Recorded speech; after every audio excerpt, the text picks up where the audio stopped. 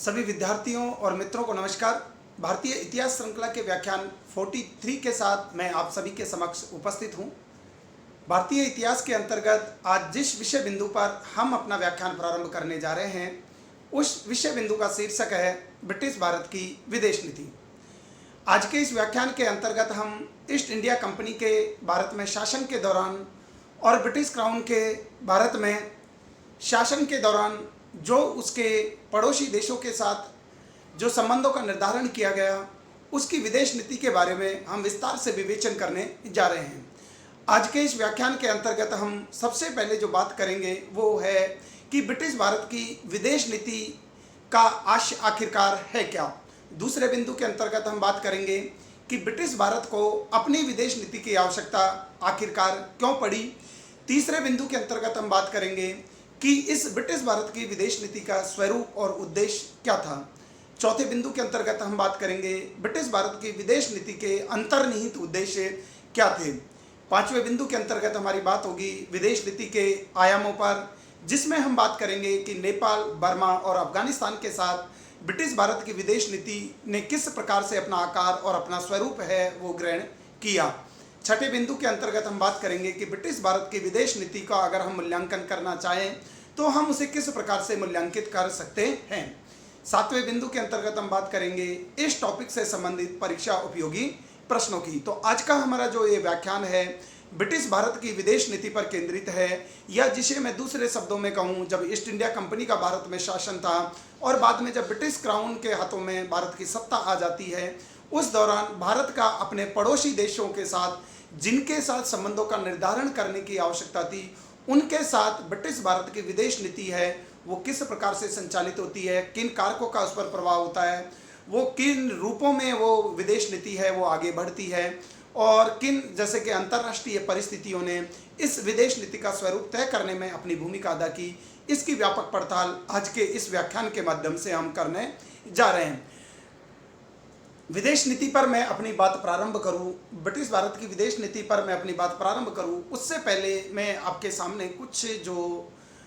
इस टॉपिक से संबंधित कुछ शब्द हैं, कुछ शब्दावली है, उस पर मैं एक प्रकार से अपनी स्पष्टता करना चाहूँगा। जब भी हम भारतीय इतिहास की बात करते हैं, भारतीय इतिहास के अध्ययन के संदर्भ में बात करते हैं और जहाँ पर हम भारत शब्द का इस्तेमाल करते हैं, तो 1947 ईस्वी तक के भारतीय इतिहास से संबंधित कोई भी घटनाक्रम हो, जब हम भारत के इतिहास के संदर्भ में भारत के शब्द का उल्लेख कर रहे हैं तो वहाँ इसका तात्पर्य है ये समझा जाना चाहिए कि वर्तमान भारत का भू राजनीतिक क्षेत्र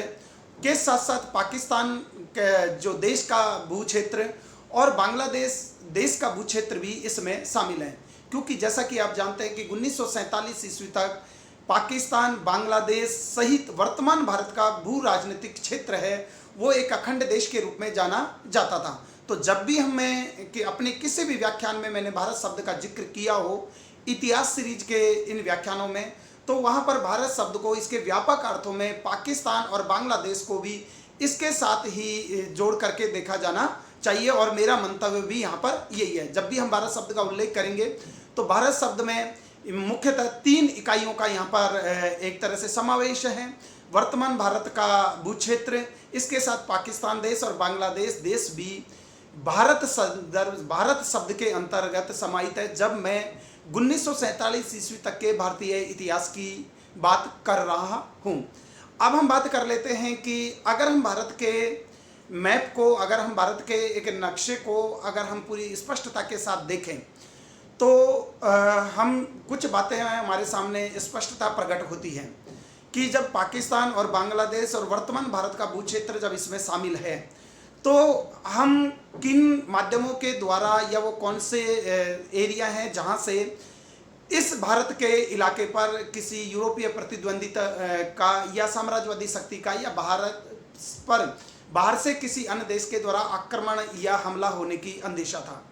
तो अगर हम मैप से देखें इन चीज़ों को तो कुछ बातें पूरी तरह से स्पष्टता समझ आ जाती हैं, क्योंकि जो भारत का जो ये क्षेत्र है, अगर हम दक्षिण की बात करें तो ये 3 ओर से समुद्र से घिरा हुआ है, और इस समुद्र से घिरे हुए क्षेत्र पर जिस शक्ति की नौसैनिक सर्वश्रेष्ठता हासिल हो, जिस शक्ति को नौसेना में पूरे विश्व में सर्वोच्च स्थिति हासिल हो, उस शक्ति का अगर भारतीय क्षेत्र पर उस समय शासन है जिस समय की हम विदेश नीति की बात कर रहे हैं। अब उसका चूंकि ब्रिटेन का पूरी दुनिया में नौसैनिक श्रेष्ठता के बल पर वो जाना जाता था और नौसैनिक श्रेष्ठता ही वो आधार थी जिसके आधार पर उसने अधिकांशतः पूरी दुनिया में अपने साम्राज्यवाद और उपनिवेशवाद का प्रचार और प्रसार किया था। तो अगर हम भारत के दक्षिण के हिस्से को देखें, अगर हम भारत के जो दक्षिण का जो हिस्सा है अगर हम उसे देखें,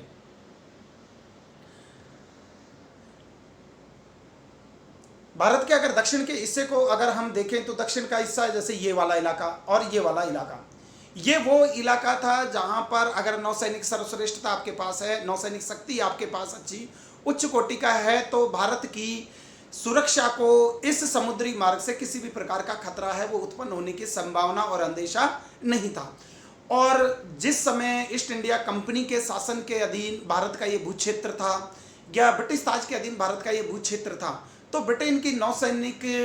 अपनी नौसैनिक सर्वश्रेष्ठता के लिए पूरी दुनिया में जाना जाता था और ब्रिटेन की ये वो नौसैनिक सर्वोच्चता ही थी जिसके कारण से ब्रिटेन का पूरी दुनिया में साम्राज्यवाद और उपनिवेशवाद में उसको सबसे सर्वश्रेष्ठ स्थिति हासिल थी। तो अगर हम भारत के दक्षिण के इलाके को देखें, क्योंकि अगर हम इस दक्षिण भारत की स्थिति का देखें तो इसके जो पश्चिम के भाग में अरब सागर, जस्ट नीचे दक्षिण में हिंद महासागर, पूर्व में बंगाल की खाड़ी, तो ये पूरा का पूरा जो हिंद महासागर से घिरा हुआ जो ये भारत का दक्षिणी क्षेत्र है, चूंकि उस समय ब्रिटेन को नौसैनिक शक्ति वो सबसे सर्वश्रेष्ठ थी, तो ब्रिटेन के इस भारतीय साम्राज्य को इस समुद्री मार्ग से यानी दक्षिण से, जिसे हम कहते हैं प्रायद्वीपीय भारत की सुरक्षा के लिए किसी भी प्रकार की कोई आशंका नहीं थी, क्योंकि उसकी सुरक्षा व्यवस्था को देने के लिए उसके पास एक सर्वश्रेष्ठ नौसैनिक शक्ति हमेशा विद्यमान थी। तो ब्रिटिश भारत के साम्राज्य को अब दूसरी तरफ से पूरी तरह से सुरक्षित करने की आवश्यकता थी। जब ईस्ट इंडिया कंपनी ने भारत में अपना साम्राज्य स्थापित कर लिया हो या क्राउन के अधीन भारत की सत्ता आ गई हो, अब हम बात कर लेते हैं कि भारत की सुरक्षा को कहां से खतरा हो सकता था। भारत की सुरक्षा को जो खतरा हो सकता था, एक हो सकता था कि बर्मा के मार्ग से हो सकता था, एक खतरा हो सकता था ये नेपाल है, ये नेपाल की रूट से भारत की सुरक्षा के लिए खतरे की चुनौतियां हैं वो पेश हो सकती थी, या भारत पर किसी यूरोपीय प्रतिद्वंदी या चाइना जैसी शक्ति के द्वारा भारत पर हमला करने की आशंका थी। तो सबसे पहले हमने बात की कि पूर्व की तरफ से बर्मा वो देश था या वो शक्ति थी उस समय तात्कालिक परिस्थितियों में जहां पर किसी भी यूरोपीय शक्ति के द्वारा वहां पर अपना प्रभाव बढ़ा करके ब्रिटेन के भारतीय साम्राज्य के लिए एक चुनौती पेश की जा सकती थी। क्योंकि अगर हम देखें तो ये पूरा का पूरा जो ये बाउंड्री है, बांग्लादेश है, वो भी उस समय ब्रिटिश भारतीय साम्राज्य का ही हिस्सा था। तो एक जो चुनौती पेश हो सकती थी वो हो सकती थी बर्मा की तरफ से, और एक चुनौती जो पेश हो सकती थी वो नेपाल की तरफ से पेश हो सकती थी, और एक चुनौती जो पेश हो सकती थी वो अफगानिस्तान की तरफ से पेश हो सकती थी। ये चुनौती है वो अफगानिस्तान की तरफ से पेश हो सकती थी। तो ब्रिटिश भारत की विदेश नीति है उसका मुख्य उद्देश्य यही था कि भारत में जो एक विशाल ब्रिटिश साम्राज्य की स्थापना हो गई है, जो ब्रिटेन के राष्ट्रीय हितों की पूर्ति के लिए, ब्रिटेन की औद्योगिक क्रांति के लिए एक विशाल बाजार का काम कर रही है, और भारत का में जो ब्रिटिश साम्राज्य था वो ब्रिटेन की औद्योगिक क्रांति के लिए कच्चे सामानों की आपूर्ति कर रही है। और ब्रिटेन की औद्योगिक क्रांति को एक प्रकार से खड़ा करने में भारत के कच्चे माल के रूप में भेजे गए संसाधनों, भारत से दोहन की गई आर्थिक संपदा ने बहुत बड़ा योगदान दिया। तो ऐसे भारतीय साम्राज्य को ब्रिटिश हुकूमत है वो हर हालत में सुरक्षित बनाए रखना चाहती थी, और वो ये नहीं चाहती थी कि किसी भी अन्य उसकी प्रतिद्वंदी कोई भी यूरोपीय शक्ति या साम्राज्यवादी शक्ति है वो भारत में ब्रिटिश साम्राज्य के लिए कोई चुनौती पेश करे। तो जब हमने देखा कि तीन तरफ से हिंद महासागर के क्षेत्र से कोई चुनौती नहीं थी, क्योंकि ब्रिटेन की नौसैनिक सर्वश्रेष्ठता इस कदर सबसे सर्वोच्चता की स्थिति हासिल की हुई थी कि कोई भी अन्य समकालीन यूरोपीय शक्ति या साम्राज्यवादी उपनिवेशवादी शक्ति या इसका मुकाबला करने की स्थिति में नहीं थी। तो दक्षिण भारत की सुरक्षा की कोई चिंता नहीं थी ब्रिटिश हुकूमत को भारत में। उसकी जो चिंता के तीन कारण थे वो तीन दिशाओं से आते थे। एक उत्तर पश्चिम में अफगानिस्तान से उसके लिए समस्याएं पैदा हो सकती थी, या नेपाल के मार्ग से समस्याएं पैदा हो सकती थी, या बर्मा के माध्यम से समस्याएं पैदा हो सकती थी। तो ब्रिटिश भारत की विदेश नीति को हमें इसी संदर्भ में समझने की आवश्यकता है। अर्थात ब्रिटिश भारत में ब्रिटिश साम्राज्य को सुरक्षित रखने के लिए अफगानिस्तान है उससे इस प्रकार के संबंधों का निर्धारण कर लिया जाए ताकि अफगानिस्तान की या तो उसकी विदेश नीति है वो ब्रिटिश भारत के प्रशासकों के द्वारा संचालित की जाए, या अफगानिस्तान में इस तरह की एक सरकार बना दी जाए जिसमें जो ब्रिटेन से मार्गदर्शन लेकर के किसी विदेशी शक्ति से संबंध बनाना है या नहीं बनाना है वो इन बातों को तय कर लिया जाए। इसी प्रकार से नेपाल पर भी अपने प्रभाव या नियंत्रण में ले लिया जाए, या नेपाल से इस प्रकार के संबंध स्थापित कर लिया जाए ताकि भारत को सुरक्षा को पूरी तरह से सुनिश्चित किया जा सके। इसी प्रकार से बर्मा के माध्यम से भी इस प्रकार के संबंध स्थापित कर लिए जाए ताकि भारत के में जो ब्रिटिश साम्राज्य था, भारत में जो ब्रिटिश उपनिवेश जो बन गया था भारत, उसकी सुरक्षा को किसी भी प्रकार का कोई खतरा या कोई चुनौती है वो भविष्य में नहीं मिले। तो इसी संदर्भ में हम इन 3 देशों के साथ ब्रिटिश भारत की विदेश नीति का मूल्यांकन करेंगे। तो 3 दिशाओं से चुनौतियां आने की संभावनाएं थी। 3 दिशाओं से भारत में जो ब्रिटिश साम्राज्य था उसकी सुरक्षा को खतरा उत्पन्न हो सकता था। तो भारत में जो ब्रिटिश प्रशासक थे, ब्रिटेन की गृह सरकार ने, उसने इसी दिशा में प्रयास किया कि अफगानिस्तान के साथ कुछ ऐसा सेटलमेंट कर लिया जाए, नेपाल के साथ कर लिया जाए और बर्मा के साथ कुछ ऐसा सेटलमेंट कर लिया जाए या इस प्रकार के वैदेशिक संबंध स्थापित कर लिए जाए ताकि भारत में जो ब्रिटिश साम्राज्य है वो सुरक्षित रहे, यहाँ पर किसी अन्य साम्राज्यवादी और उपनिवेशवादी शक्तियों को यहाँ पर हस्तक्षेप करने का मौका नहीं मिले। अब हम इसी संदर्भ में ब्रिटिश भारत की विदेश नीति को देखने जा रहे हैं। तो अब हम सबसे पहले बात कर लेते हैं कि ब्रिटिश भारत की इस विदेश नीति का आशय है आखिरकार क्या है, क्योंकि हमने सबसे पहले ये देख लिया कि ब्रिटिश भारत में जो ब्रिटिश साम्राज्य स्थापित हो गया था उसको कहाँ से चुनौतियाँ पेश हो सकती थी और कहाँ से उसे चिंता करने की आवश्यकता नहीं थी। लेकिन अब हमारे लिए ये समझना आवश्यक है कि ब्रिटिश भारत की विदेश नीति का आशय क्या है। ब्रिटिश भारत की विदेश नीति का आशय है कंपनी शासन के दौरान ब्रिटिश भारत की विदेश नीति और ब्रिटिश क्राउन के शासन के अधीन विदेश नीति। चूंकि जैसा कि आप सभी जानते हैं कि 1772 से और 1858 ईस्वी तक भारत में जो राजनीतिक प्रभुता है वो ईस्ट इंडिया कंपनी की रहती है। हालांकि उसकी सारी रीति नीतियों का निर्धारण एक थोड़े से समय के बाद से ब्रिटिश संसद, ब्रिटिश सरकार के द्वारा किया जाने लगा था और ईस्ट इंडिया कंपनी की भारत से संबंधित जो भी नीतियां या पड़ोसी देशों के साथ जो भी संबंध बनाए जाने थे वो ब्रिटेन के राष्ट्रीय हितों की पूर्ति के लिए किए जाने थे। लेकिन हम कालक्रम के आधार पर इसको 2 भागों में बांट करके देख रहे हैं। ब्रिटिश भारत की विदेश नीति को, इसमें कंपनी शासन के दौरान जो विदेश नीति अपनाई गई उसको भी ब्रिटिश भारत की विदेश नीति का नाम दिया गया है और ब्रिटिश क्राउन के अधीन 1858 ईस्वी में ईस्ट इंडिया कंपनी की सत्ता का भारत से विलोपन हो जाता है और उसका जो सीधी जिम्मेदारी है वो ब्रिटिश क्राउन पर आ जाती है। तो 1858 से 1947 तक ब्रिटिश भारत की विदेश नीति की बात हो या 1772 से 1857 ईस्वी तक कंपनी शासन के अधीन ब्रिटिश भारत की विदेश नीति की बात हो, इसे ही हम कह रहे हैं ब्रिटिश भारत की विदेश नीति। तो जब भी हम ब्रिटिश भारत की विदेश नीति की बात करें तो इसमें 2 तथ्य शामिल है, कंपनी शासन के दौरान विदेश नीति और ब्रिटिश क्राउन के अधीन विदेश नीति। अब हम बात कर लेते हैं कि इस विदेश नीति की आवश्यकता आखिरकार क्यों पड़ी। इस विदेश नीति की आवश्यकता इसलिए पड़ी क्योंकि भारत का जो साम्राज्य था जो ब्रिटिश हुकूमत के द्वारा स्थापित किया, प्रारंभ में ईस्ट इंडिया कंपनी के द्वारा और बाद में ब्रिटिश ताज के द्वारा, ये भारत का जो साम्राज्य था वो ब्रिटिश हुकूमत के लिए इतना महत्वपूर्ण और उपयोगी था कि इससे ब्रिटेन के राष्ट्रीय हितों की पूर्ति हो रही थी। ब्रिटेन की औद्योगिक क्रांति में जो सामान उत्पादित किया जा रहा था उसके लिए भारत का जो साम्राज्य एक विशाल बाजार का काम कर रहा था। इसके अलावा ब्रिटेन की औद्योगिक क्रांति के लिए अतिरिक्त पूंजी का प्रबंधन भी भारतीय संसाधनों से किया जा रहा था। तो भारतीय जो ब्रिटेन का जो भारत में जो उपनिवेश बना लिया गया था उस उपनिवेश की सुरक्षा के लिए और प्रशासनिक आंतरिक सुदृढ़ता के लिए इस प्रकार की विदेश नीति की आवश्यकता थी ताकि भारत में जो ब्रिटिश साम्राज्य स्थापित हो गया, जो ब्रिटिश उपनिवेश बन गया है, उसको किसी अन्य शक्ति के द्वारा या किसी अन्य साम्राज्यवादी और उपनिवेशवादी शक्ति के द्वारा किसी भी प्रकार की कोई चुनौती है वो नहीं दी जा सके। अर्थात भारत के भू क्षेत्र को हर प्रकार के साम्राज्यवादी और उपनिवेशवादी प्रतिद्वंदियों से मुक्त करना, उसको हर प्रकार के खतरे को टालने के लिए पहले से ही व्यवस्था करना, इस संदर्भ में ब्रिटिश भारत की विदेश नीति की आवश्यकता पड़ी। तो मोटे तौर पर हम कह सकते हैं कि ब्रिटिश भारत की विदेश नीति की आवश्यकता 2 कारणों से पड़ी। एक तो ब्रिटिश भारत की सुरक्षा के लिए और इसके आंतरिक प्रशासन के सुदृढ़ीकरण के लिए। अब हम बात कर लेते हैं कि इस विदेश नीति की प्रकृति या स्वरूप क्या थी। जैसा कि आप सभी जानते हैं और हम लगातार अपने पूर्ववर्ती व्याख्यानों में कहते आ रहे हैं कि भारत पर ब्रिटिश हुकूमत की सत्ता है वो व्याप्त हो गई थी, पहले ईस्ट इंडिया कंपनी के रूप में, बाद में ब्रिटिश क्राउन के रूप में। लेकिन ये नाम में परिवर्तन था कि ईस्ट इंडिया कंपनी का शासन, बाद में ब्रिटिश क्राउन का शासन। लेकिन वास्तव में जो आंग्लीकरण की जो नीतियां हैं या प्रशासनिक तौर तरीके या आर्थिक शोषण की नीति, उसमें कमोवेश कोई परिवर्तन नहीं हुआ।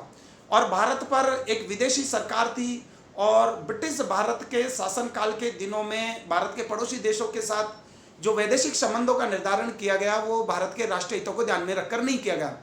ये भारत की किसी चुनी गई सरकार के द्वारा भी अपने पड़ोसी देशों के साथ संबंधों का निर्धारण नहीं किया गया। भारत के लोगों का या जनमत का इन वैदेशिक संबंधों के निर्धारण से किसी भी प्रकार का कोई वास्ता नहीं था। तो ब्रिटिश भारत के अंतर्गत जो विदेश नीति बनाई गई वो विदेश नीति है वो ब्रिटिश सरकार के, ब्रिटेन के राष्ट्रीय हितों की पूर्ति से ज्यादा संबंधित थी। चूंकि भारत उस समय विदेशी हुकूमत या विदेशी सत्ता के अधीन था, तो ब्रिटिश भारत की विदेश नीति का एक जो प्रकृति, जो स्वरूप हमारे सामने उभर करके आती है वो यही है कि इस विदेश नीति का स्वरूप है वो विदेशी प्रकृति का था, विदेशी चरित्र वाला था। क्योंकि भारत की कोई चुनी हुई सरकार नहीं थी, भारत अंग्रेजों का एक उपनिवेश बन चुका था, भारत की अर्थव्यवस्था ब्रिटिश अर्थव्यवस्था में तब्दील हो गई थी। ब्रिटिश के राष्ट्रीय हितों की पूर्ति के लिए भारतीय अर्थव्यवस्था का औपनिवेशिक अर्थव्यवस्था में रूपांतरण कर दिया गया था। तो भारत में ब्रिटिश हुकूमत के दौरान जो विदेश नीति का निर्धारण किया गया वो एक विदेशी शक्ति के द्वारा किया गया था, उसकी प्रकृति एक विदेशी चरित्र वाली थी। तो अगर हम जब भी बात करें तो भारत की विदेश नीति का भारत के लोगों से कोई वास्ता नहीं था। इसका जो वास्ता था वो सिर्फ था ब्रिटिश हुकूमत, ब्रिटेन के राष्ट्रीय हितों की पूर्ति से संबंधित था। तो ब्रिटिश भारत की विदेश नीति का जो चरित्र हमारे सामने उभर कर आता है वो था कि भारत सरकार का विदेशी चरित्र होना, भारत सरकार पर उस समय विदेशी सत्ता का अधिरोपण था, विदेशी सत्ता के द्वारा भारत की ब्रिटिश नीति, विदेश नीति है उसका संचालन किया गया था। अगर हम इस विदेश नीति के एक दूसरे स्वरूप की बात करें तो प्राकृतिक और परंपरागत सीमाओं तक शुरुआत में तो ये कहा गया कि भारत की प्राकृतिक और परंपरागत सीमाओं को पूरी तरह से अभेद सुरक्षा कवच के रूप में परिवर्तित करना, अभेद सुरक्षा कवच के रूप में उसको बनाए रखना इस विदेश नीति का उद्देश्य है। लेकिन ब्रिटिश साम्राज्यवादी जो प्रशासकों ने ब्रिटेन की उपनिवेशवादी नीति के चलते उन्होंने प्राकृतिक और परंपरागत सीमाओं तक ही ब्रिटिश भारतीय साम्राज्य को विस्तारित नहीं किया और उसको सुरक्षित अवस्था में तो पहुंचाया ही, अपितु उन्होंने प्राकृतिक और परंपरागत सीमाओं के बाहर जाकर के जिन शक्तियों के साथ वैदेशिक संबंधों के निर्धारण का दिखावा किया, उनके राज्यों को हस्तगत करने का प्रयास है वो किया। इस विदेशी हुकूमत ने ब्रिटिश भारत की विदेश नीति का जब संचालन किया गया, ब्रिटिश भारत की विदेश नीति का जब निर्धारण किया गया, तो ब्रिटिश भारत की विदेश नीति का जो दूसरा जो करैक्टर जो हमारे सामने उभर करके आता है वो है प्राकृतिक और परंपरागत सीमाओं के बाहर भी अतिक्रमण किया गया, जिसे हम विभिन्न युद्धों के माध्यम से देखेंगे। अब हम बात कर लेते हैं कि इस विदेश नीति के लक्ष्य और उद्देश्य क्या थे। विदेश नीति का एक ही लक्ष्य था, क्योंकि ये विदेशी सरकार के द्वारा भारत की विदेश नीति है वो संचालित की जा रही थी। ब्रिटेन के राष्ट्रीय हितों की पूर्ति उसके पीछे सबसे बड़ा मंतव्य था। तो अपने बहुमूल्य भारतीय साम्राज्य की रक्षा तो करना ही था। इसके अलावा एशिया और अफ्रीका में ब्रिटेन के व्यापार और अन्य आर्थिक हितों को बढ़ावा देना भी इस विदेश नीति का एक अंतर्निहित सबसे बड़ा लक्ष्य था। इसे हम इस संदर्भ में समझ सकते हैं, क्योंकि अगर अफ्रीका, यदि अफगानिस्तान, बर्मा या मैं नेपाल की बात कहूँ, जिनके साथ हम वैदेशिक संबंधों के निर्धारण की बात कर रहे हैं, अगर ये ब्रिटिश हुकूमत और ब्रिटिश भारतीय प्रशासकों के नियंत्रण में रहेंगे तो इसके माध्यम से मध्य एशिया तक ब्रिटेन के सामान को आसानी से खपाया जा सकता है। मध्य एशिया और अफ्रीका में ब्रिटिश वस्तुओं और ब्रिटिश उद्योगपति और व्यापारियों के हितों को पूरा किया जा सकता है। इसके अलावा अगर अफगानिस्तान, बर्मा हो या नेपाल हो, अगर ये ब्रिटिश नियंत्रण में है या उनकी विदेश नीति की जो रीति नीति का निर्धारण अगर ब्रिटिश भारतीय प्रशासकों के द्वारा किया जाना है या ब्रिटिश सरकार के द्वारा किया जाना है, तो ये स्वाभाविक है कि इस इलाके में, दक्षिण इलाके में या दक्षिण पूर्वी एशिया में अन्य साम्राज्यवादी प्रतिद्वंदियों को यहाँ पर प्रवेश करने से रोका जा सकेगा और ब्रिटेन के साम्राज्यवाद और उपनिवेशवाद को किसी भी प्रकार से कोई चुनौती है वो मिलने की संभावनाएं नहीं होगी। तो इस विदेश नीति के जो लक्ष्य और उद्देश्य जो मोटे तौर पर थे वो यही थे कि अपने बहुमूल्य भारतीय साम्राज्य की रक्षा करना, एशिया और अफ्रीका में ब्रिटेन के व्यापार और आर्थिक हितों को बढ़ावा देना इस विदेश नीति का बहुत बड़ा लक्ष्य था। अब हम बात कर लेते हैं कि इस विदेश नीति के अगर हम आयामों की बात करें तो ब्रिटिश भारत की जो विदेश नीति के संदर्भ में हम 3 देशों के साथ इसके वैदेशिक संबंधों के निर्धारण की बात करने जा रहे हैं। सबसे पहले हम बात करेंगे नेपाल, क्योंकि नेपाल ही वो एक तरह से उसकी भौगोलिक सीमा के नज़दीक सबसे निकटवर्ती देश था जिसके साथ सबसे पहले वैदेशिक संबंधों के निर्धारण की दिशा में प्रयास किया गया। तो हम सबसे पहले बात कर लेते हैं कि नेपाल के साथ संबंधों का निर्धारण किस प्रकार से किया गया। भारतीय साम्राज्य को उसकी प्राकृतिक भौगोलिक सीमा तक फैलाने की जिद के कारण से जो ब्रिटिश भारत का वो नेपाल के साथ एक सीमाई झड़प है, सीमाई टकराट है, वो हुआ। हम इसे इस संदर्भ में समझ सकते हैं कि जब हम बात करते हैं कि 1810 ईस्वी के बाद की,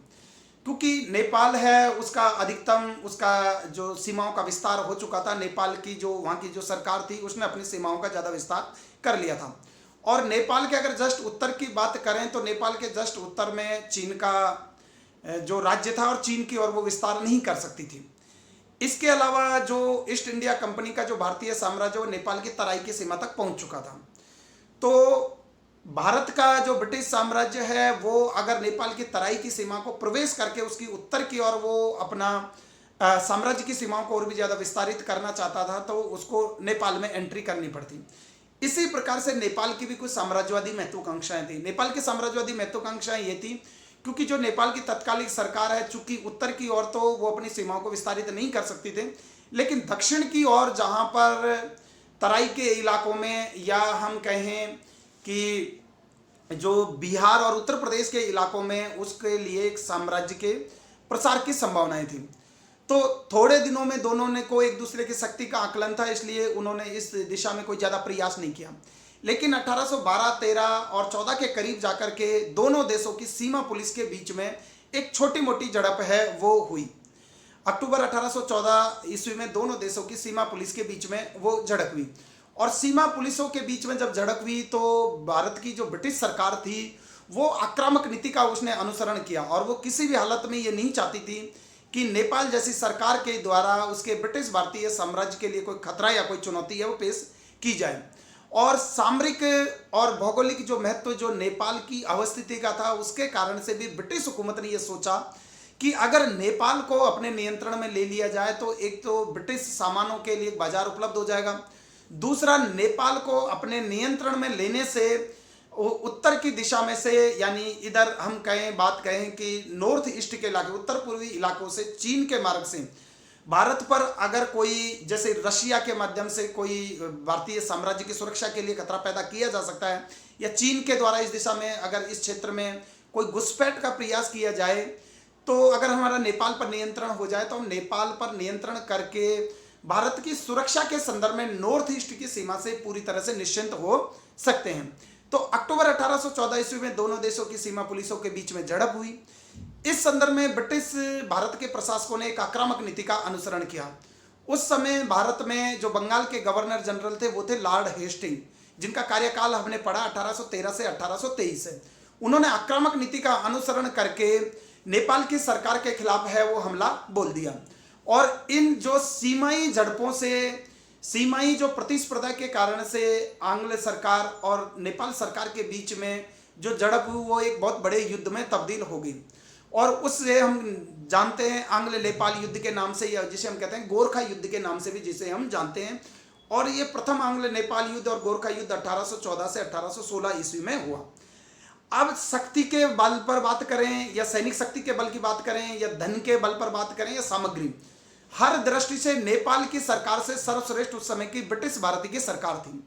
और जब इन तीनों क्षेत्रों में जब ब्रिटिश भारत की सरकार सर्वश्रेष्ठ है तो युद्ध का परिणाम आप सोच सकते हैं कि किस दिशा में होगा। युद्ध का परिणाम है तुरंत नेपाली जो सरकार है उसने अंग्रेजों की सैन्य शक्ति के सामने, उनकी उन्नत रणनीति के सामने, उनके आर्थिक संसाधनों के आधार पर उनके सामने शीघ्र ही आत्मसमर्पण है वो कर लिया और संगोलों की संधि हुई 1816 ईस्वी में जिससे ये युद्ध है वो समाप्त हो गया। संगोलों की संधि 1816 ईस्वी में हुई। इससे ब्रिटिश सरकार की जो नेपाल के संदर्भ में जो उसने आकांक्षा और जो इच्छा पाल रखी थी वो सारी आकांक्षाएं और इच्छाएं एक युद्ध से ही पूरी हो गई। संगोलों की संधि 1816 ईस्वी में हुई, उससे नेपाल की राजधानी काठमांडू में ब्रिटिश रेजिडेंट ब्रिटिश सरकार को दबाव में रखना पड़ा। इसके अलावा गढ़वाल, कुमायूं और तराई क्षेत्र से जो अपना वो दावा कर रही थी, वो दावा हमेशा के लिए नेपाल की सरकार ने छोड़ना स्वीकार कर लिया। इसके अलावा जो सिक्किम पर भी वो अपने अधिकार का जो दावा कर रही थी नेपाल की सरकार, सिक्किम पर से भी उसको हटना पड़ा, अपने सारे अधिकारों को छोड़ना पड़ा। तो ब्रिटिश भारत की सरकार को नेपाल के संदर्भ में तुरंत ही महत्वपूर्ण जो अग्रगामी स्थिति है वो हासिल हो गई संगोलों की संधि से। काठमांडू में एक ब्रिटिश रेजिडेंट रख दिया गया और अब यह तय कर दिया गया कि आगे से जो ब्रिटिश सरकार की जो विदेश नीति का जो निर्धारण है उसमें से सलाह और मशवरा है भारत की ब्रिटिश सरकार से किया जाएगा। अर्थात किसी भी विदेशी शक्ति को बगैर अंग्रेजों की परमिशन के लिए आप यहां पर प्रवेश नहीं करने देंगे, उसको किसी भी प्रकार की कोई व्यापारिक रियायतें नहीं देंगे। तो ब्रिटिश रेजिडेंट को रख करके एक तरह से नेपाल की विदेश नीति पर ब्रिटिश सरकार का नियंत्रण स्थापित हो गया। अब नेपाल की सरकार को अगर विदेशी शक्तियों से कोई संबंध स्थापित करने थे तो उसके पहले उसको भारत की ब्रिटिश सरकार से सलाह मशवरा करना होगा और ब्रिटिश रेजिडेंट को इस बारे में सूचना देनी होगी। और स्वाभाविक था कि ब्रिटिश रेजिडेंट ऐसी भी किसी विदेशी सरकार के साथ नेपाल के वैदेशिक संबंधों को बनाने से रोकता था जो कि उसके भारतीय साम्राज्य के हितों के प्रतिकूल हो, ब्रिटेन के राष्ट्रीय हितों की पूर्ति को कहीं ना कहीं बाधित करती हो या ब्रिटेन के साम्राज्यवादी और उपनिवेशवादी हितों में कोई प्रतिकूल स्थिति पैदा करती हो।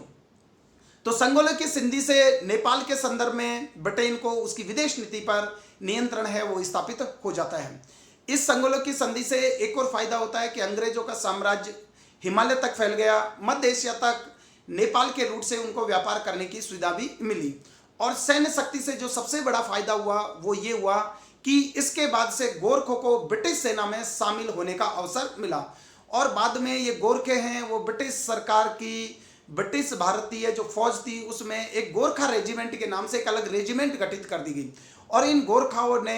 भारत में राष्ट्रवादी आंदोलन के दमन में ब्रिटिश सरकार की भरपूर सहायता की। तो गोरखों के रूप में एक पहाड़ी लड़ाकू जाति का ब्रिटिश सेना में शामिल होना भी ये ब्रिटेन की नेपाल के संदर्भ में विदेश नीति में एक जीत की स्थिति थी। नेपाल में ब्रिटिश रेजिडेंट रख दिया गया और भारत की जो ब्रिटिश साम्राज्य है उसका विस्तार हिमालय की सीमाओं तक हो गया और नेपाल की जो थोड़ी बहुत साम्राज्यवादी आकांक्षाएं पल रही थी कि वो गढ़वाल, कुमायूं, सिक्किम के इलाकों पर अपना अधिकार स्थापित करके अपनी सीमाओं को विस्तारित कर सकता है, उस आंग्ल नेपाल युद्ध या जिसे हम गोरखा युद्ध के नाम से भी जानते हैं, उन सारी महत्वाकांक्षाओं का हमेशा हमेशा के लिए समापन हो गया नेपाल के संदर्भ में और ब्रिटेन की भारतीय सरकार की विदेश नीति का नियंत्रण है वो नेपाल की सरकार की विदेश नीति पर हो गया। तो इस प्रकार नेपाल के वैदेशिक संबंधों पर पूरी तरह से भारतीय साम्राज्य की सुरक्षा के लिए, आंतरिक सुदृढ़ता के लिए नेपाल की सरकार की विदेश नीति पर ब्रिटिश भारत की सरकार का नियंत्रण स्थापित हो जाता है। अब हम बात कर लेते हैं कि बर्मा के साथ संबंध। देखिए 19वीं सदी में बर्मा के साथ है वो 3 युद्ध हुए और इन 3 युद्धों के माध्यम से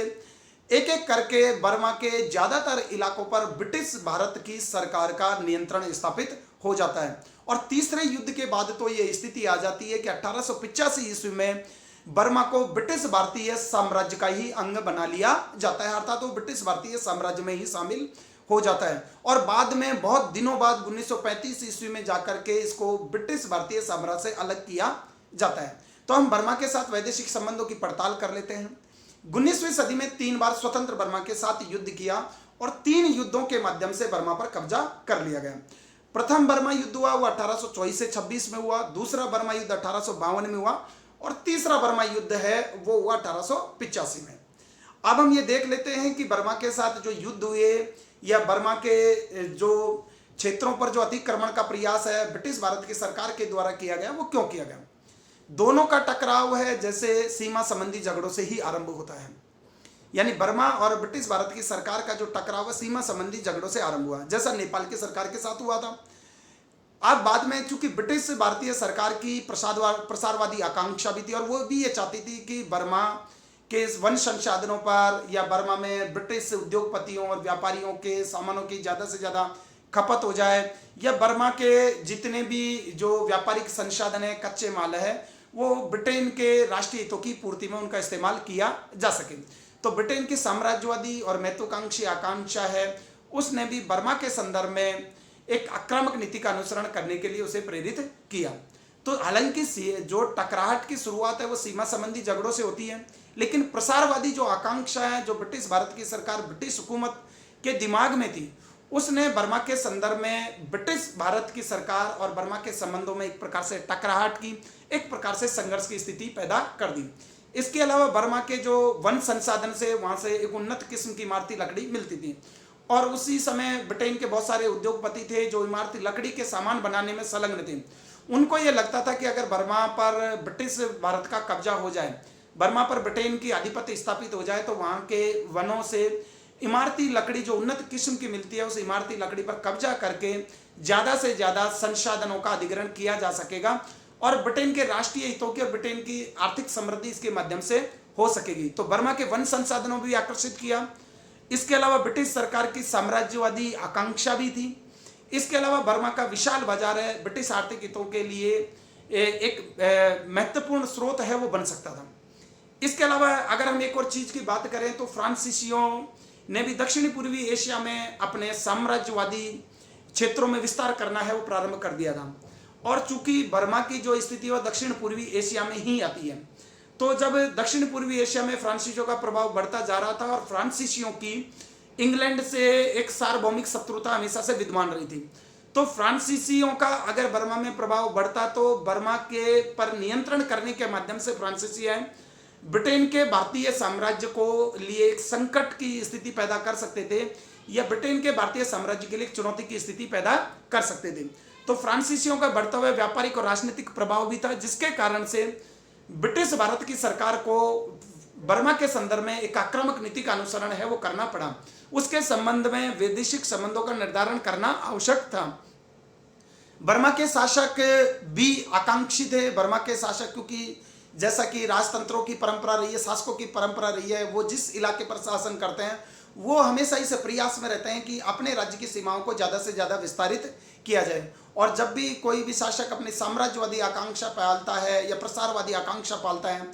तो क्योंकि उसकी राजनीतिक सीमाओं का विस्तार दूसरे राज्यों की जमीन के अधिग्रहण की कीमत पर होता है, और दूसरे राज्य में भी उस समय अगर कोई ऐसी शक्ति विद्यमान है जो कि अपनी संप्रभुता पर किसी भी प्रकार का समझौता करने के लिए तैयार नहीं है, तो ऐसी दोनों शक्तियों के बीच में टकराट होना, युद्ध होना या संघर्ष होना अवश्यंभावी होता है। और ऐसा ही उस समय बर्मा के संदर्भ में भी देखने को मिलता है। बर्मा के जो उस समय के जो शासक थे उन्होंने अपनी सीमाओं को विस्तारित करते हुए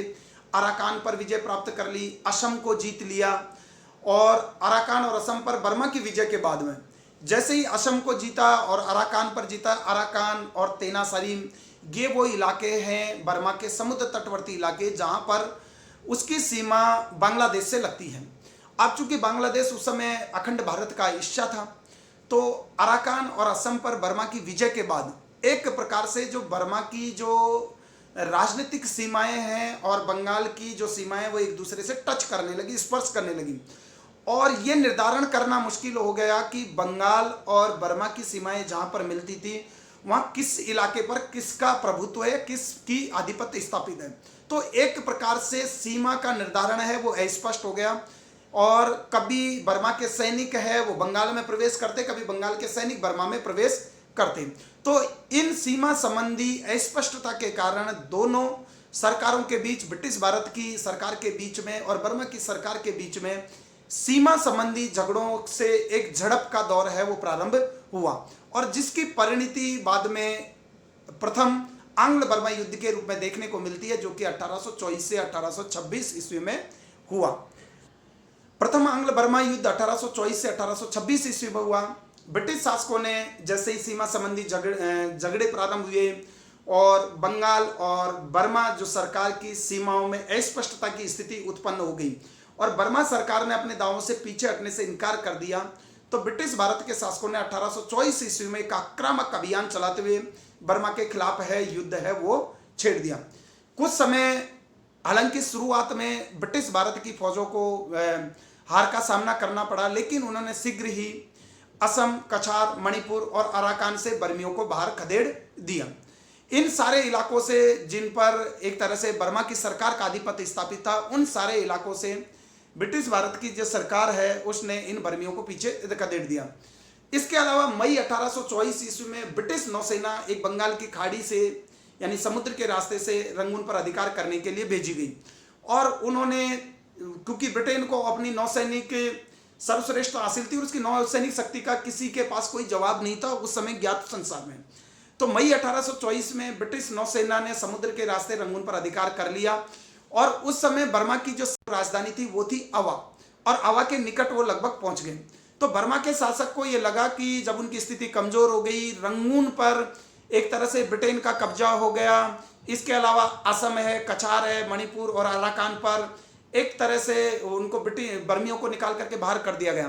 तो तत्कालिक बर्मा के शासक ने यही उचित समझा कि अंग्रेजों के साथ है कोई समझौता कर लिया जाए और शांति स्थापित कर ली जाए। अगर हम ऐसा नहीं करते हैं तो कुछ समय के बाद ही सारा के सारे बर्मा पर ब्रिटिश आधिपत्य है वो स्थापित हो जाएगा।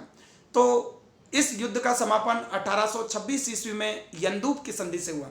जिसमें बर्मा की सरकार को अनेक अपमानजनक शर्तें हैं वो स्वीकार करनी पड़ी, क्योंकि बर्मा की सरकार के पास इसके अलावा कोई विकल्प, कोई चारा है वो नहीं रह गया था। इस संधि के द्वारा बर्मा को उसके अधिकांश समुद्र तट, इसमें हम बात करें अराकान का समुद्र तट, तेनासरीम का समुद्र तट से वंचित है वो कर दिया गया। और भावी प्रसार के लिए, और ब्रिटेन ने बर्मा में अपने भावी प्रसार के लिए एक प्रकार से अपनी जड़ें हैं वो मजबूत कर ली। रंगून पर ब्रिटेन का अधिकार हो जाता है, तनासरीम और अराकान के समुद्र तट है उस तक ब्रिटेन की पहुंच हो जाती है, और उन पर ब्रिटिश जो सरकार ने अपना आधिपत्य स्थापित कर लिया। तो प्रथम आंग्ल बर्मा युद्ध से एक प्रकार से बर्मा में अपनी महत्वपूर्ण पोजीशन हासिल कर लेती है ब्रिटिश भारत की सरकार। बाद में द्वितीय युद्ध होता है 1852 ईस्वी में, और जो दूसरा जो ये युद्ध होता है बर्मा और ब्रिटिश भारत की सरकार के बीच, यह युद्ध पूरी तरह से ब्रिटेन के व्यापारिक लोभ का परिणाम था। व्यापारिक लोभ का परिणाम इस संदर्भ में था क्योंकि इसमें क्या था कि जो ब्रिटेन के कुछ ऐसे उद्योगपति थे जो लकड़ी का काम करते थे, इमारती लकड़ी का काम बनाने, और उनकी ये नज़र थी कि क्योंकि बर्मा के जो वन संसाधनों में अच्छी इमारती लकड़ी मिलती थी। इसके अलावा ब्रिटेन के उद्योगपति और व्यापारियों का ये भी लोभ था कि ब्रिटेन के कल कारखानों में जो बने हुए सामान है उसको आसानी से बर्मा पर अगर नियंत्रण स्थापित कर लिया जाए तो बर्मा के लोगों में आसानी से उस सामान को डिस्ट्रीब्यूट किया जा सकता है। तो बर्मा को वो अपने व्यापारिक उत्पादों के लिए विशाल बाजार के रूप में देख रहे थे, और बर्मा के वन संसाधनों पर अधिकार करने की लालसा ने भी द्वितीय आंग्ल बर्मा युद्ध को जन्म दिया। और इस समय जो भारत के जो गवर्नर जनरल थे वो लॉर्ड डलहौजी थे, और लॉर्ड डलहौजी का ये मानना था कि ज़्यादा से ज़्यादा भारत और उससे संलग्न जो ज़्यादा से ज़्यादा इलाका वो प्रत्यक्ष ब्रिटिश नियंत्रण में लाया जाना चाहिए। तो लॉर्ड डलहौजी को कुछ ऐसा गलत फीड भी दिया गया जो बर्मा के अराकान और तेनासरीम और जो रंगून में जो ब्रिटिश व्यापारी और उद्योगपतियों को, जिनको प्रथम बर्मा युद्ध के बाद कुछ व्यापारिक रियायतें दी गई थी, तो उनको इन व्यापारी और उद्योगपतियों ने लॉर्ड डलहौजी के पास इस तरह से गलत संदेश भेजे कि बर्मा की सरकार उनको परेशान कर रही है, बर्मा की सरकार उनके व्यापारिक और आर्थिक हितों में नुकसान पहुंचा रही है। तो इनको सबक सिखाने के लिए लॉर्ड डलहौजी ने एक बड़ी सेना है 1852 में अप्रैल के महीने में बर्मा के लिए रवाना कर दी। ये युद्ध बहुत थोड़े से समय के लिए चला क्योंकि बर्मा की सरकार है वो किसी भी स्थिति में ब्रिटेन के साथ युद्ध करने की स्थिति में नहीं थी, ब्रिटिश सरकार के साथ युद्ध करने की स्थिति में नहीं थी। तो अंग्रेजों की विजय भी निर्णायक रही इस युद्ध में, और उसका एकमात्र जो तटीय प्रांत बचा हुआ था पेगू, उस पर भी इस द्वितीय युद्ध के माध्यम से ब्रिटिश सरकार ने अपना आधिपत्य स्थापित कर लिया। देखिए, प्रथम युद्ध के माध्यम से अधिकांश समुद्र तटीय इलाके से बर्मा की सरकार को पीछे कर दिया गया, और दूसरे युद्ध में जो उसका तटीय प्रांत था, जो पेगू का इलाका, उस पर भी ब्रिटिश भारत की सरकार का आधिपत्य है वो स्थापित हो गया। द्वितीय युद्ध के बाद बर्मा के समुद्र तट पर और पूरे समुद्री व्यापार पर अंग्रेजों का निर्बाध और एकाधिकार नियंत्रण है वो स्थापित हो गया। अब कुछ समय के लिए अंग्रेजों और बर्मा के लोगों के बीच में है वो शांति बनी रही, कोई दिक्कत नहीं रही, क्योंकि दो बर्मा युद्धों के माध्यम से अंग्रेजों को जो भी व्यापारिक आकांक्षाएं थी, जो महत्वाकांक्षाएं थी, और बर्मा पर एक प्रकार से जो ब्रिटिश नियंत्रण स्थापित किया जाना था उसके आर्थिक उद्देश्यों के लिए वो हो चुका था। और ऐसे लगने लगा था कि अब शायद बर्मा और ब्रिटिश भारत की सरकार के बीच में और कोई युद्ध है वो नहीं होगा। लेकिन जैसा कि आप जानते हैं और हम विश्व इतिहास में इस बात को पढ़ेंगे विभिन्न व्याख्यानों के माध्यम से कि 1870 ईस्वी का समय वो है जब साम्राज्यवाद का फिर से एक नए सिरे से पुनरुत्थान होता है। और इस साम्राज्यवाद और उपनिवेशवाद की दौड़ में विभिन्न प्रकार की यूरोपीय शक्तियां हैं वो तेजी से शामिल हो जाती है। इसी समय जो फ्रांस का है वो तेजी से प्रचार है वो दक्षिण पूर्वी एशिया में बढ़ने लगता है। इसके अलावा अमेरिका है वो भी अपने उपनिवेशों की तलाश में जोर शोर से लग जाता है। इसके अलावा इटली और जर्मनी है वो भी जब उनका एकीकरण पूरा हो जाता है तो वो साम्राज्यवाद की दौड़ का एक नया युग है वो प्रारंभ हो जाता है। तो तृतीय युद्ध है वो साम्राज्यवाद के एक नए दौर के संदर्भ में इसको हम देख सकते हैं। अंग्रेज व्यापारी और उद्योगपतियों को ये लगता था कि अगर पूरे बर्मा पर उनका नियंत्रण रहे और पूरा बर्मा अगर प्रत्यक्ष ब्रिटिश नियंत्रण में रहे तो ब्रिटेन के आर्थिक हितों की ज़्यादा अच्छे से पूर्ति हो सकती है। और अगर ऐसा नहीं किया गया तो कुछ समय के बाद ये हो सकता है कि जिस प्रकार से दक्षिण पूर्वी एशिया में फ्रांस का प्रभाव बढ़ रहा है तो बर्मा पर भी उसका प्रभाव बढ़ सकता है और बर्मा का विशाल बाजार, बर्मा के वन संसाधनों पर से ब्रिटिश उद्योगपति और व्यापारियों के हित है और जो लाभ है वो सभी प्रकार से समाप्त कर दिए जाएंगे। इसके अलावा जो ब्रिटिश उद्योगपति और व्यापारी का वो ये भी सोच रहे थे कि अगर बर्मा पर प्रत्यक्ष ब्रिटिश नियंत्रण स्थापित कर लिया जाए तो चीन के साथ व्यापार करने के लिए एक नया मार्ग है वो खुल सकता है। चीन के साथ उनका व्यापार है इसके माध्यम से बढ़ाया जा सकता है। तो वो चूंकि तटीय बर्मा पर अधिकार हो गया था और समुद्र तटवर्ती बर्मा पर पहले ही अधिकार किया जा चुका था, तो ऊपरी बर्मा पर अधिकार करने के वो इच्छुक थे अंग्रेज व्यापारी और उद्योगपति। बर्मा पर फ्रांसीसियों का प्रभाव बढ़ता जा रहा था, तो बर्मा पर फ्रांसीसियों के प्रभाव का बढ़ना भारत में ब्रिटिश साम्राज्य की सुरक्षा के लिए गंभीर संकट खड़ा कर सकता था। इसके अलावा साम्राज्यवाद का जो नए दौर का जिस प्रकार से उत्थान हुआ तो ज़्यादा से ज़्यादा जो साम्राज्यवादी देश ये ज़्यादा चाहते थे कि दुनिया के ज़्यादा से ज़्यादा इलाकों पर उनके देश का प्रभाव क्षेत्र है उसकी स्थापना हो। तो इसी संदर्भ में हम तृतीय आंग्ल बर्मा युद्ध को देख सकते हैं। 13 नवंबर 1885 को अंग्रेजों ने बर्मा पर हमला बोल देते हैं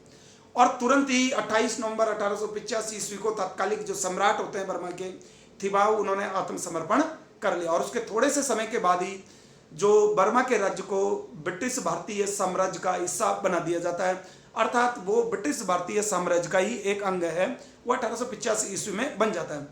बर्मा पर अधिकार करने की प्रक्रिया तो बहुत जल्दी से संपादित कर ली गई, लेकिन बर्मा को जो ब्रिटिश भारतीय साम्राज्य में अंग्रेजी हुकूमत ने जो शामिल कर दिया था उसको बर्मा के देशभक्त अधिकारियों, जनता और सैनिकों ने स्वीकार नहीं किया और उन्होंने ब्रिटिश हुकूमत के खिलाफ एक बहुत बड़े व्यापक स्तर पर छापामार विद्रोह है वो छेड़ दिया और इस छापामार विद्रोह को दबाने में ब्रिटिश हुकूमत को 5 साल लग गए और उसमें 40 से 50,000 सैनिक है वो लगातार 5 साल के लिए उस बर्मा में तैनात करने पड़े इन विद्रोह को दबाने के लिए। जैसे तैसे है उस विद्रोह को दबाया गया और बर्मा को ब्रिटिश भारतीय साम्राज्य का अंग है वो बना दिया गया। लेकिन जैसे ही प्रथम विश्व युद्ध शुरू हुआ और प्रथम विश्व युद्ध में ये कहा गया कि विजेता शक्तियों के द्वारा कि ये राष्ट्रीय आत्मनिर्णय के अधिकार के लिए लड़ी जाने वाली लड़ाई का एक बहुत बड़ा हिस्सा है, तो बर्मा में भी एक प्रकार से राष्ट्रवादी आंदोलन है वो शुरू हो गया और इसी समय बर्मा के जो राष्ट्रवादी हैं उन्होंने भारतीय राष्ट्रीय कांग्रेस से हाथ मिला लिया। भारतीय राष्ट्रीय कांग्रेस जो भारत में अंग्रेजों के खिलाफ राष्ट्रीय स्वाधीनता की लड़ाई है वो लड़ रही थी, तो जब जैसे ही भारतीय राष्ट्रीय कांग्रेस से हाथ मिलाया और बर्मा के राष्ट्रीय आंदोलन अपनी गति को पकड़ने लगा तो ब्रिटिश प्रशासकों ने तुरंत ये निष्कर्ष निकाल लिया कि अगर बर्मा को ब्रिटिश भारतीय साम्राज्य का लंबे समय तक अंग बनाए रखा गया तो भारतीय राष्ट्रीय कांग्रेस के माध्यम से इनके राष्ट्रवादी आंदोलन तेज गति पकड़ लेगा। अगर हम इस ब्रिटिश भारतीय साम्राज्य से इस बर्मा को अगर पृथक कर दें तो भारतीय राष्ट्रीय कांग्रेस का समर्थन मिलना और सहयोग मिलना इससे बंद हो जाएगा और भारत एक प्रकार से बर्मा में पृथक रूप से ब्रिटेन की सत्ता लंबे समय तक स्थापित की जा सकती है। तो इन्हीं परिस्थितियों के मद्देनजर 1935 ईस्वी में बर्मा को भारत से अलग कर दिया गया। लेकिन बाद में जो राष्ट्रवादी विचार है, राष्ट्रवादी आंदोलन है जो एक बार शुरू हो जाता है उसको दबाया नहीं जा सकता, भले ही उसमें समय लग जाए कि अपनी स्वाधीनता प्राप्त करने में, अपने उद्देश्यों को प्राप्त करने में। तो जो ये स्वाधीनता की जो लड़ाई जो बर्मा के राष्ट्रवादियों के द्वारा लड़ी जा रही थी छापामार युद्धों के माध्यम से, उसने अपना जो अंतिम परिणाम है अपने पक्ष में प्राप्त किया वो किया 4 जनवरी 1948 को। 4 जनवरी 1948 को बर्मा ने अपनी स्वाधीनता प्राप्त की। लेकिन इन 3 युद्धों के माध्यम से ब्रिटेन ने उन सारी संभावनाओं को खारिज कर दिया कि जिसके माध्यम से फ्रांस है वो भारत में ब्रिटिश साम्राज्य के लिए चुनौती पेश कर सकता था। और 1885 से और 1935 ईस्वी तक बर्मा पूरी तरह से ब्रिटिश भारतीय साम्राज्य का अंग रहा बर्मा की जो भी विदेश नीति का जो संचालन किया जाना था वो ब्रिटिश भारत की सरकार के द्वारा किया जाता था। बर्मा की अपनी कोई विदेश नीति नहीं थी, क्योंकि जब बर्मा ब्रिटिश भारतीय साम्राज्य का अंग बन गया तो बर्मा पर भी एक प्रकार से ब्रिटिश वो उपनिवेश बन चुका था और वो ब्रिटिश भारतीय साम्राज्य का अंग था और ब्रिटिश भारतीय साम्राज्य के अंग के रूप में ही उसकी विदेश नीति का संचालन किया गया। अब हम बात कर लेते हैं अफगानिस्तान के साथ संबंधों की। अफगानिस्तान के साथ स्थायी संबंधों का निर्धारण है 2 युद्धों के बाद में हुआ। अफगानिस्तान की जिस तरह की ज्योग्राफिकल और उसकी स्ट्रेटेजिक पोजीशन है, यानी इसका भौगोलिक और सामरिक जो अवस्थिति है, वो भारत की सुरक्षा के लिए और भारत की आंतरिक सुदृढ़ता के लिए बहुत महत्व रखती है। अफगानिस्तान भारत की सुरक्षा के लिए हमेशा एक चौकी के रूप में काम करता आया था, चूंकि अफगानिस्तान की सीमा जस्ट पाकिस्तान से लगती है और उस समय के हम कह सकते हैं कि भारत से लगती थी। अफगानिस्तान में अगर कोई डावाडोल सरकार हो जिसके माध्यम से कोई विदेशी साम्राज्यवादी उपनिवेशवादी शक्ति अफगानिस्तान में अपना प्रभाव स्थापित कर ले तो फिर भारत की सुरक्षा है उसको खतरा उत्पन्न होगा, वो अवश्यंभावी था। क्योंकि अफगानिस्तान पर जब तक हम यानी भारत के संदर्भ में गए, जब तक अफगानिस्तान पर भारत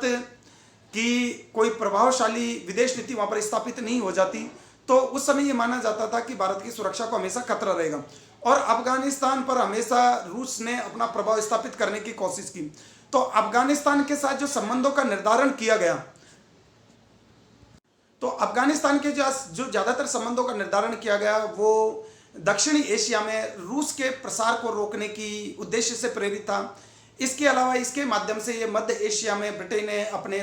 व्यापार और आर्थिक हितों को बढ़ावा देना चाहता था और इसका एक और उद्देश्य था कि अफगानिस्तान के माध्यम से हम कहें कि सुदूर पूर्व मिडिल ईस्ट के देशों पर भी नियंत्रण रखा जा सकता था। और अफगानिस्तान और कुछ नहीं तो कम से कम 2 शत्रु देश, अगर कोई ब्रिटेन का कोई शत्रु देश है तो भारतीय साम्राज्य और उस शत्रु देश के बीच में अफगानिस्तान एक तटस्थ देश के रूप में काम कर सकता था। तो इसी संदर्भ में अफगानिस्तान के साथ वैदेशिक संबंधों का निर्धारण किया गया। लेकिन शुरुआत में जिस तरह से अफगानिस्तान के साथ छीना झपटी की गई उससे ब्रिटेन की पूरी दुनिया में बदनामी हुई। हालांकि ब्रिटेन ने अफगानिस्तान के साथ 2 युद्ध किए, उसमें प्रथम युद्ध में तो इसको अपमानजनक पराजय का सामना करना भी पड़ा। तो उसी की हम बात कर लेते हैं अपने इस बिंदु के अंतर्गत। अफगानिस्तान का भौगोलिक और सामरिक महत्व है, रूस की संभावित सामरिक चुनौती और मध्य एशिया में ब्रिटेन के व्यापारिक हितों की रक्षा में अफगानिस्तान एक महत्वपूर्ण साइट के रूप में काम कर सकता था। ये बात है वो ब्रिटिश नीति निर्धारकों के भी दिमाग में थी और इसी संदर्भ में वो अफगानिस्तान को अपने नियंत्रण में लेना चाहते थे, ब्रिटिश भारत के प्रशासक और ब्रिटेन की सरकार। क्योंकि रूस है उसने हमेशा अफगानिस्तान को अपने प्रभाव में लेने की कोशिश की, क्योंकि रूस है अफगानिस्तान को अपने प्रभाव में लेकर के भारत में जो ब्रिटेन का साम्राज्य स्थापित हो गया था उसको एक तरह से चुनौती पेश करने की स्थिति में आ सकता था अगर ब्रिटेन ने समय रहते अफगानिस्तान के संदर्भ में ध्यान नहीं दिया होता। और अफगानिस्तान ने भी भारत की ब्रिटिश सरकार ने अफगानिस्तान के संदर्भ में जो शुरुआत में जो छीना चपटी की नीति अपनाई उससे उसकी बड़ी बदनामी। तो 2 शत्रु शक्तियों अफगानिस्तान के जो संदर्भ में जो ब्रिटिश भारत के जो प्रशासक थे वो ये चाहते थे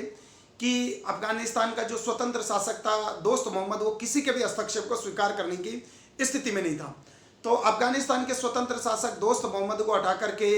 वो किसी ऐसे पिट्ठू शासक को बिठाना चाहते थे जो कि ब्रिटेन के हितों की पूर्ति के लिए ही काम करे, ब्रिटेन के अधीनस्थ रह करके अपने वैदेशिक संबंधों का निर्धारण करें। लेकिन चूंकि स्वतंत्र शासक दोस्त मोहम्मद है उसने ब्रिटेन के किसी भी प्रस्ताव को मानने से इनकार कर दिया था। तो ब्रिटेन को जैसे भी था अपने भारतीय साम्राज्य की सुरक्षा के लिए, दक्षिण एशिया में रूस के प्रसार को रोकने के लिए और मध्य एशिया में ब्रिटेन के आर्थिक और व्यापारिक हितों की रक्षा के लिए यह आवश्यक था कि अफगानिस्तान में किसी कठपुतली शासक को बिठाया जाए। और अफगानिस्तान के शासक हमेशा से अमीर के नाम से जाने जाते रहे हैं। उसी समय क्या था कि अफगानिस्तान का एक और गद्दी का दावेदार था, वो था शाह शुजा। ये शाह शुजा लुधियाना में ब्रिटिश सरकार का पेंशन याफ्ता बनकर के रह रहा था। तो ब्रिटिश सरकार ने जब ये माना कि दोस्त मोहम्मद के सत्ता पर रहते हुए वो अफगानिस्तान में रूस के प्रभाव को कम नहीं कर सकते, तो उन्होंने यही काम किया कि उन्होंने दोस्त मोहम्मद की जगह दोस्त मोहम्मद को सत्ता से हटा करके, तो ब्रिटिश हुकूमत ने दोस्त मोहम्मद से जब उनकी कोई पार नहीं पड़ी और लगा कि दोस्त मोहम्मद है उनके अनुसार है, वो उनके बात को नहीं मानेगा, और दोस्त मोहम्मद की के संदर्भ में ये भी आशंका बढ़ गई थी कि उसके माध्यम से रूस का है वो अफगानिस्तान में प्रभाव है वो बढ़ सकता है। तो वो हर हालत में दोस्त मोहम्मद को गद्दी से हटाना चाहते थे, लेकिन दोस्त मोहम्मद के साथ अफगान की जनता और अफगान कबीलों का बड़ा समर्थन था। तो ब्रिटिश हुकूमत ने साद शुजा को गद्दी के एक दावेदार के रूप में पेश किया और साद शुजा के हक में जाकर के उन्होंने अफगानिस्तान के आंतरिक मामलों में हस्तक्षेप करना प्रारंभ किया। और उन्होंने न केवल आंतरिक मामलों में हस्तक्षेप किया, अपितु वो ये चाहते थे कि दोस्त मोहम्मद को गद्दी से उतार करके शाह शुजा को अफगानिस्तान का शासक है वो बना दिया जाए, अफगानिस्तान का अमीर है वो बना दिया जाए, ताकि शाह शुजा के माध्यम से अफगानिस्तान में रूस के प्रभाव को सीमित किया जा सके और भारत के ब्रिटिश साम्राज्य को एक सुरक्षित आवरण है वो प्रदान किया जा सके अफगानिस्तान में अपनी एक कठपुतली सरकार बना करके। क्योंकि अफगानिस्तान में जब कठपुतली सरकार बनेगी तो उसकी विदेश नीति का निर्धारण या विदेश नीति वैसी ही होगी जैसा कि भारत की ब्रिटिश सरकार चाहेगी। तो इसी संदर्भ में उन्होंने शाह शुजा की गद्दी का समर्थन किया अफगानिस्तान के शासक के रूप में। बिना किसी कारण से अफगानिस्तान के आंतरिक मामलों में अंग्रेजों का हस्तक्षेप बढ़ा और बिना किसी कारण के ही उस समय लॉर्ड ऑकलैंड है वो ब्रिटिश भारत के गवर्नर जनरल थे, उन्होंने फरवरी 1839 ईस्वी में अफगानिस्तान पर हमला कर दिया। और अफगानिस्तान पर यह हमला किया, शुरुआत में अंग्रेजों को कुछ विजय हासिल हुई, लेकिन पूरी अफगान जो प्रजा है वो एक तरह से ब्रिटिश हुकूमत और ब्रिटिश जो सेना जो अफगानिस्तान को विजित करने के लिए भेजी गई थी वो राष्ट्रवादी भावना से प्रेरित होकर के वो पूरी अफगान प्रजा है वो ब्रिटिश हुकूमत के खिलाफ होगी, ब्रिटिश सेना के खिलाफ होगी। और 1842 ईस्वी में अंग्रेजों को एक अपमानजनक पराजय का सामना करना पड़ा और यह भी कहा जाता है कि करीब 20,000 के करीब जो सैनिक भेजे गए और जब वो वापस लौटे तब भी उसके द्वारा ब्रिटिश अफगानी कबीलों के द्वारा, अफगान सैनिकों के द्वारा, अफगान जनता के द्वारा उन पर हमला किया गया और मुश्किल से एक व्यक्ति जिंदा बच करके आया। इससे भारत की जो ब्रिटिश सरकार है उसकी काफ़ी बड़ी बदनामी हुई और उनको ऐसी पराजय का सामना पहले कभी नहीं करना पड़ा था। लॉर्ड ऑकलैंड है उन्होंने दूरदर्शी नीति अपनाई थी, उन्होंने अफगानिस्तान की जो लोगों की राष्ट्रवादी भावना को कम करके आंका था। प्रथम अफगान युद्ध में 1.5 करोड़ रुपए खर्च भी हो गया और लगभग 20,000 सैनिक है वो मारे गए।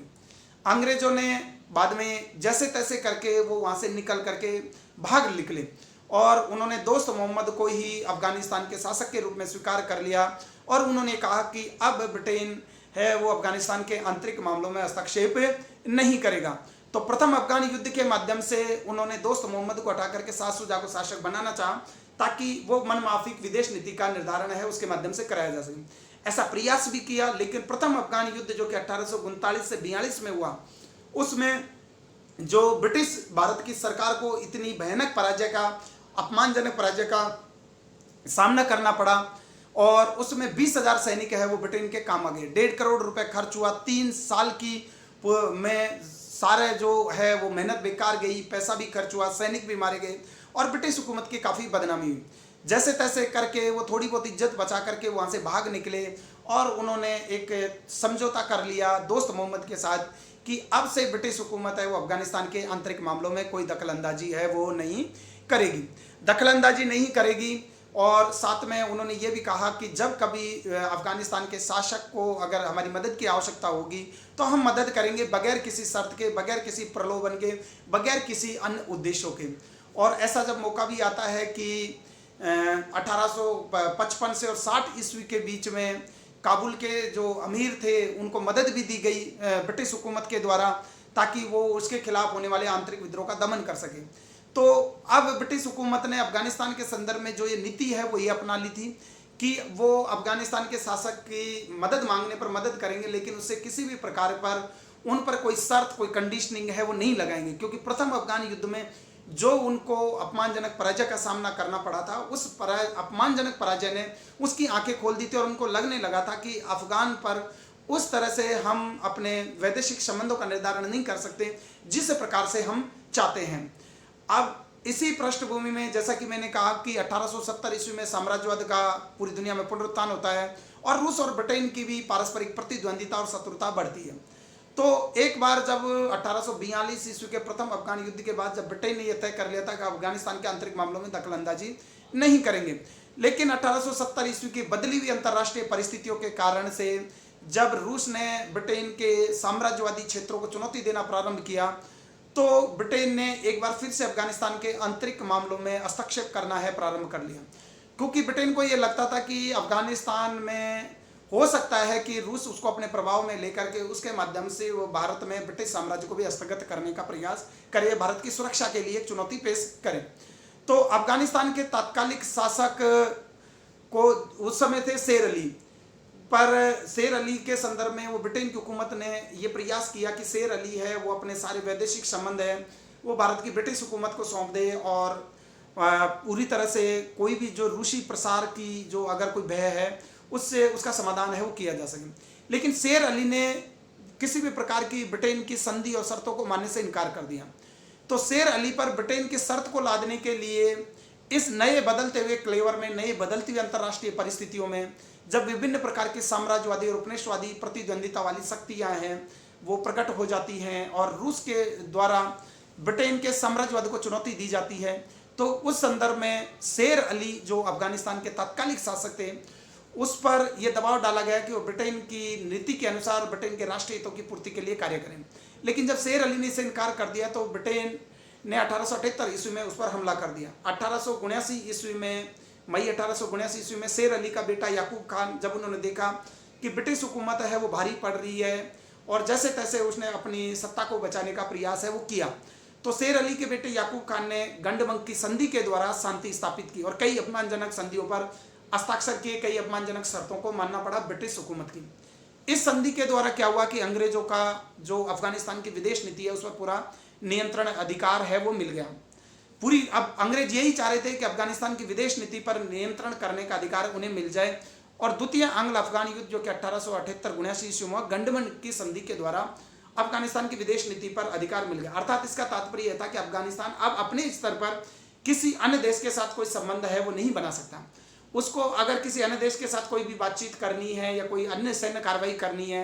या कहीं भी कुछ मंगवाना है तो उसको ब्रिटिश भारत की सरकार से उसे पूछना होगा, उसे परमिशन लेना होगी। अर्थात ब्रिटिश जो अफगानिस्तान की जो सरकार है वो अपने वैदेशिक संबंधों से वंचित कर दी जाती है और उसके वैदेशिक संबंधों का निर्धारण ब्रिटिश भारत की सरकार के द्वारा किया जाएगा और ब्रिटिश भारत की सरकार भी यही चाह रही थी। इसके माध्यम से उसने दक्षिणी एशिया में और अफगानिस्तान में रूसी प्रसार के भय को समाप्त कर दिया और उस तरह से एक सुरक्षित आवरण की स्थिति उसने प्राप्त की। प्रथम विश्व युद्ध हुआ और 1917 की रूसी क्रांति ने आंग्ल अफगान संबंधों को फिर से एक नया आयाम दिया, क्योंकि 1917 की रूसी क्रांति जो बोल्शेविक क्रांति हुई थी और रूस में एक साम्यवादी, एक जनवादी सरकार की स्थापना हुई थी और प्रथम विश्व युद्ध में जो भी मित्र राष्ट्र थे उन्होंने पूरी दुनिया को ये कहा था कि वो राष्ट्रों के आत्मनिर्णय के अधिकार के लिए लड़ाई लड़ रहे हैं। तो इन दोनों क्रांतियों का जो असर यानी प्रथम विश्व युद्ध और 1917 की रूसी क्रांति ने आंग्ल अफगान संबंधों में फिर से एक तनाव की स्थिति पैदा कर दी। 1919 में नए अमीर बने थे अमानुल्लाह, उन्होंने ब्रिटिश भारत के खिलाफ युद्ध छेड़ दिया और वो ये चाहते थे कि अफगानिस्तान की विदेश नीति उसके स्वयं के द्वारा स्वयं के राष्ट्रीय हितों के आधार पर संचालित की जाए, न कि ब्रिटेन के राष्ट्रीय हितों की पूर्ति के लिए संचालित की जाए। तो जब अमानुल्लाह ने ब्रिटिश भारत के खिलाफ एक युद्ध छेड़ दिया और 1921 में एक शांति स्थापित हुई और इस शांति संधि के माध्यम से अफगानिस्तान को अपनी फिर से विदेश नीति पर स्वतंत्र अधिकार है वो फिर से हासिल हो गया। तो इस संदर्भ में अफगानिस्तान के साथ भी विदेश नीति का निर्धारण किया गया। कुछ समय के लिए अफगानिस्तान की विदेश नीति है वो ब्रिटिश भारत की सरकार के द्वारा संचालित हो गई। ब्रिटिश भारत की सरकार ने ऐसा इसलिए किया क्योंकि ब्रिटिश भारतीय साम्राज्य की सुरक्षा के लिए दक्षिण एशिया में रूसी प्रसार के रोकने के लिए ऐसा करना आवश्यक था और इस दिशा में ब्रिटिश भारत की विदेश नीति है वो संचालित हुई। भारत की जनता के, भारत के लोगों का इस विदेश नीति से कोई वास्ता नहीं था और भारत के कल्याण के लिए लागू भी नहीं की गई थी। ये सिर्फ ब्रिटिश भारत के भारतीय साम्राज्य की सुरक्षा के लिए और दक्षिण एशिया में अन्य किसी भी साम्राज्यवादी और उपनिवेशवादी शक्ति का प्रचार प्रसार नहीं हो उसको रोकने के लिए इस वैदेशिक संबंधों का निर्धारण है वो किया गया। अगर हम विदेश नीति के मूल्यांकन को देखें तो ब्रिटेन की जो विदेश नीति है, चाहे वो नेपाल के संदर्भ में हो, चाहे वो बर्मा के संदर्भ में हो, चाहे अफगानिस्तान के संदर्भ में, शुरू में कहा तो ये गया कि प्राकृतिक और भौगोलिक सीमाओं तक हम इसको पहुंचाना चाहते हैं। प्राकृतिक और भौगोलिक सीमाओं तक पहुंचाने का मतलब ये नहीं है कि आप अफगानिस्तान में जाकर से उसका अधिग्रहण कर रहे हो या नेपाल में जाकर के वहाँ पर कुछ क्षेत्रों का अधिकार कर रहे हो, उनकी विदेश नीति पर अधिकार स्थापित कर रहे हो या बर्मा पर जाकर के अधिकार स्थापित कर रहे हो। लेकिन चूंकि ब्रिटेन की जो राष्ट्रीय सरकार है उसका विदेशी चरित्र था और भारत की जो विदेश नीति है उन विदेशी हितों की पूर्ति के लिए ही निर्धारित की गई थी और ये आक्रामकता पर आधारित थी। और इस आक्रामकता के संदर्भ में हमने देखा कि किस प्रकार से बर्मा के राज्य का ही अधिग्रहण कर लिया गया, नेपाल पर ब्रिटिश रेजिडेंट बिठा दिया गया, नेपाल की विदेश नीति पर अधिकार कर लिया गया, अफगानिस्तान में 2 युद्धों के माध्यम से, दूसरे युद्ध के माध्यम से अफगानिस्तान की विदेश नीति पर भी ब्रिटिश भारत की सरकार का नियंत्रण स्थापित हो गया। तो ये नीति है वो आक्रामकता पर आधारित थी, ब्रिटेन के राष्ट्रीय हितों पर आधारित थी, साम्राज्यवादी उद्देश्यों को प्रतिपूर्ति करने वाली थी और हर संभव उपाय को अपनाया गया। उसमें नैतिक अनैतिकता के नियमों की कोई वो मूल्य नहीं रखते थे, कोई महत्व नहीं रखते थे। जिस संभव उपाय से ब्रिटेन के राष्ट्रीय हितों की पूर्ति होती हो, जिस संभव उपाय से उन देशों की विदेश नीति पर नियंत्रण स्थापित किया जा सकता हो, उन संभव उपायों को अपनाया गया और ऐसा करना उनके लिए आवश्यक था और ऐसा उन्होंने किया। अगर ब्रिटेन के राष्ट्रीय हितों के नजरिए से देखा जाए, ब्रिटेन के साम्राज्यवादी उद्देश्यों के नजरिए से देखा जाए, तो इसमें मुझे कहीं भी कोई त्रुटि या कोई गलत काम उन्होंने किया ऐसा नहीं दिखाई देता। लेकिन चूंकि भारत के संदर्भ में क्योंकि भारत का उस समय भारत के लोगों की कोई सरकार नहीं थी, भारतीय जनता को इतना दबा दिया गया था और भारत को ब्रिटिश अर्थव्यवस्था के एक अधीनस्थ के रूप में तब्दील कर दिया गया था। ब्रिटेन के राष्ट्रीय हितों की पूर्ति करना, ब्रिटिश अर्थव्यवस्था को संजीवनी प्रदान करना ही भारतीय अर्थव्यवस्था का एक उद्देश्य है, वो बन गया था। तो भारत के लोगों का इसमें कोई रोल नहीं था। तो भारत के लोगों की भी के संदर्भ में अगर हम कहें कि कोई नेगेटिव एस्पेक्ट था तो हम कैसे कह सकते हैं, क्योंकि भारत की तो कोई चुनी हुई सरकार नहीं थी, भारत के लोगों की उस प्रशासन में, विदेश नीति के निर्धारण में कोई पार्टिसिपेशन नहीं था। तो भारत के लोगों तो पहले ही ब्रिटेन के उपनिवेश बन चुके थे और उनके उपनिवेश बनने के बाद में वो ब्रिटिश दासता, ब्रिटिश अधीनता में रह रहे थे और ब्रिटेन के राष्ट्रीय हितों की पूर्ति के लिए ही इस विदेश नीति को देखा जाना चाहिए और उन्हीं उद्देश्यों की पूर्ति के लिए उसने काम किया और उसके लिए नैतिकता अनैतिकता जैसे कोई मूल्य है वो मायने नहीं रखते थे। जिन उद्देश्यों से, जिन नीतियों से ब्रिटेन के राष्ट्रीय हितों की अभिपूर्ति होती हो, उन उद्देश्यों और नीतियों को इस विदेश नीति के निर्धारण में अपनाया गया। अब अगर हम बात कर ले कि इस टॉपिक से संबंधित कौन से परीक्षा उपयोगी प्रश्न, तो इस टॉपिक से संबंधित जो परीक्षा उपयोगी प्रश्न है वो ये हो सकते हैं कि बर्मा के साथ कितने युद्ध किए गए, प्रथम युद्ध के बाद किस क्षेत्र का अधिग्रहण किया गया, या उस युद्ध के समय में कौन वायसराय था, कौन गवर्नर जनरल था, या बंगाल का गवर्नर जनरल, भारत का गवर्नर जनरल, जो भी हो, कितने युद्ध हुए और बर्मा को भारत में कब मिलाया गया, बर्मा को भारत से पुनः कब पृथक किया गया। इसी प्रकार अफगानिस्तान के साथ कितने युद्ध हुए, प्रथम युद्ध का क्या परिणाम रहा, द्वितीय युद्ध की आवश्यकता है क्यों पड़ी, गंडबंग की संधि क्या थी, यंदूक की संधि क्या थी, संगोले की संधि क्या थी, नेपाल के संदर्भ में जो युद्ध हुआ वो कब हुआ, किसके साथ हुआ। इसके अलावा जो ब्रिटिश भारत की विदेश नीति के निर्धारण में किन लोगों की भूमिका थी, उसके उद्देश्य क्या थे, उसके मंतव्य क्या थे और ब्रिटिश भारत की विदेश नीति का तात्पर्य क्या, इससे संबंधित संकल्पनात्मक प्रश्न है वो एग्जाम में पूछे जाते हैं। इसी के साथ आज का हमारा ये व्याख्यान है यहीं पर समाप्त होता है। आप सभी को पूरे व्याख्यान को देखने के लिए बहुत बहुत धन्यवाद और आभार।